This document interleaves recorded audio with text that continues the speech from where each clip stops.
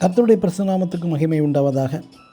இன்று நாம் தியானத்துக்கு எடுத்துக்கொள்ள இருக்கிறதான வேத வசனம் ஆதியாகமம் புஸ்தகம் 22ஆம் அதிகாரம் 18ஆம் வசனம். நீ என் சொல்லுக்கு கீழ்ப்படிந்தபடியினால் ஆமேன். நாம் ஆபிரகாமின் வரலாற்றை ஆபிரகாம் புஸ்தகத்தில் பார்க்கும்போது ஆபிரகாம் அடிக்கடி பலிபீடம் கட்டி பலியிட்டு வழிபட்டு செய்து வந்தான்.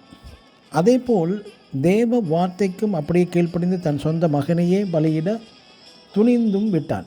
தேவ கட்டளையை மனப்பூர்வமாக ஏற்றுக்கொண்டு பலியிட முன் வந்து விட்டான்.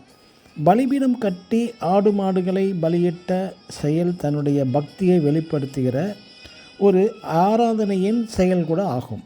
ஆனால் அதையும் தாண்டி தனது சொந்த மகனையே பலியிட முன் வந்த செயல் தேவ பார்வையில் உண்மை, உத்தமம், அன்பு, விசுவாசம், கீழ்ப்படிதல் ஆகியவற்றை வெளிப்படுத்துகின்ற ஒரு ஆராதனையின் செயல் கூட ஆகும். சாலமோன் ராஜாவும் தனது முதல் ஆலய பிரதிஷ்டையின் போது 1000 ஆடு மாடுகளை அடித்து பலியிட்டு தேவனுக்கு தமது பக்தியை வெளிப்படுத்தினான். ஆயினும் சாலமோன் ராஜா தேவன் பிரியப்படும் விதமாக தன்னையோ தன் சுயத்தையோ பலிபீடத்தில் வைக்கவில்லையே. சாலமோனின் பக்தி செயல்கள் தேவ கிருபையை பெற்று தந்திட போதுமானதாக இருக்கவில்லை, தேவனை பிரியப்படுத்தவும் இல்லை. உண்மையான ஆராதனை என்பது பலிபீடம் கட்டி ஆடு மாடுகளை பலி செலுத்துவது மட்டும் கிடையாது.